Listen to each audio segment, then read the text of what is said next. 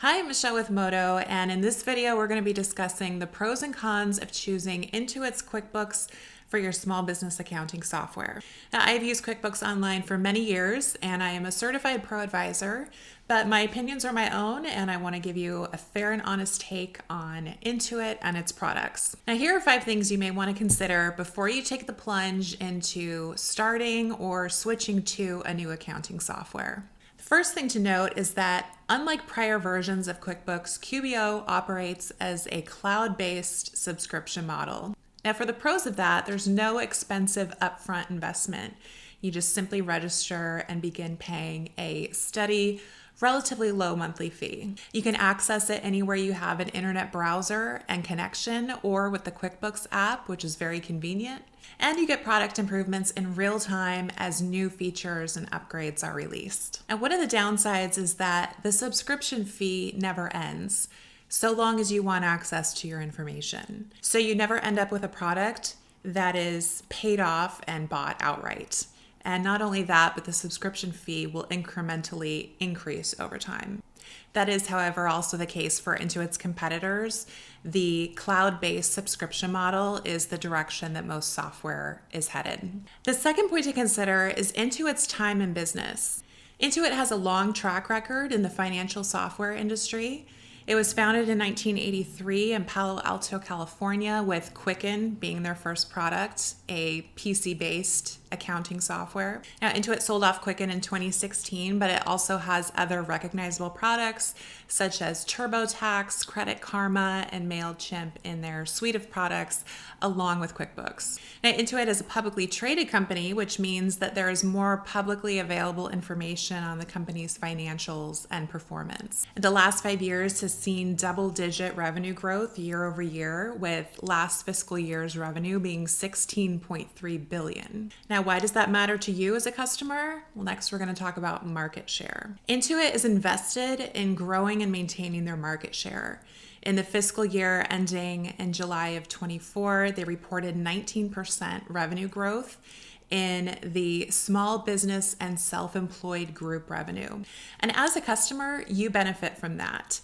As long as QuickBooks dominates in small business accounting software, of which it has an estimated market share upwards of 85%, what that translates to is it means that your CPAs and your accountants or your hires can, or at least should, know how to use QBO. That means that banks are incentivized to make sure that their bank feeds and statements connect with QuickBooks Online. It means that companies that develop and operate other apps are going to prioritize making sure that their apps are compatible with QBO. And it also gives you access to participate in Intuit's other products and add-ons such as QuickBooks Payments, Money, Time, and Payroll. So this is an example of a time where you want to go with the company that has the largest market share. But market share on its own isn't a reason to choose QuickBooks Online. What really matters is that they have a track record of product improvement. And I will say in this area, they still have a long way to go.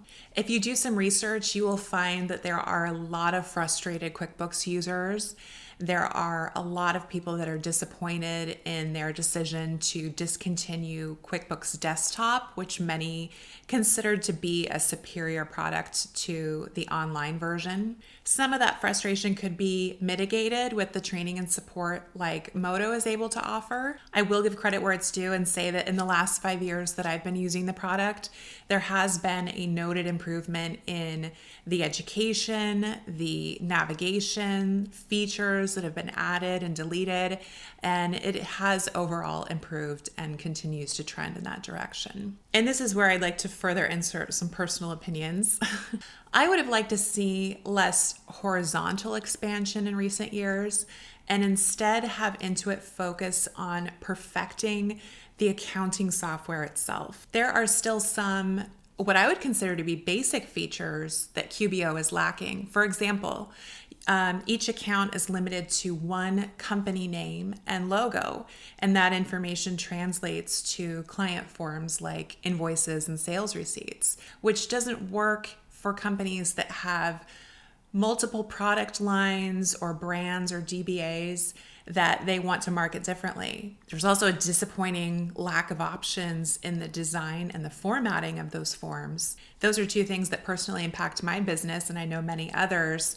And it takes more time then to come up with a workaround. And what I mean by expansion that Intuit has done is that they have invested a lot of time and money into rolling out products and services that are direct competition to what I would think would be friendly and beneficial partners. They rolled out QuickBooks Live, which is a bookkeeping service that is in direct competition with the QuickBooks ProAdvisors.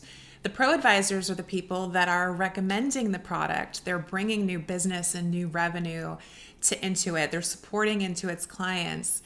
And now they're in direct competition with those people with QuickBooks Live.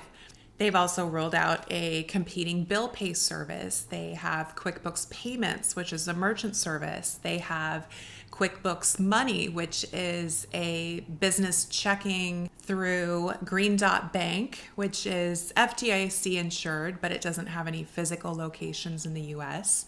So while I would recommend QBO for the accounting software piece, I would say do your research on the other add-ons and know that they are totally optional to participate in. Overall, I do believe that Intuit will continue to improve, reinvest in their product, and address whatever gaps remain. And I think honest feedback from clients and users like you and me will help to steer that in the right direction. And the last point that I want to make is that there's always going to be a need for accounting software. Even if the volume of transactions you have is low or your Excel skills are extremely good, you will reach a point where it becomes incredibly inefficient to not begin automating the transaction recording process. No matter what advancements come with AI, or even if there is massive change at the federal level and income tax were to be abolished, even if you have no intention of applying for bank loans or seeking investors or taking a company public, there will always be a place for accurate record keeping,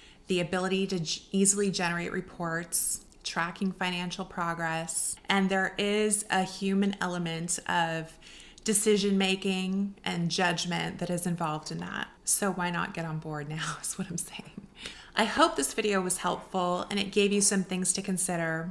If you have any pros or cons of QuickBooks or Intuit that you want to mention that I might have forgotten, please leave those in a comment below. If you're new to QuickBooks or you're currently struggling with how to use the software for your business, check out our other videos or head over to modo.net where you can find some more support, including some options to work with me directly. My goal is to help businesses that don't have the budget to outsource bookkeeping, or for those people that want to learn to do it themselves but are finding themselves struggling. That's where I come in to help. So if you're looking for more accounting, bookkeeping, or business-related content, please be sure to subscribe and turn on notifications. And if you have any topics or questions you'd like me to address in a video, please be sure to leave those below as well. Thank you so much for watching, and we'll see you in the next one.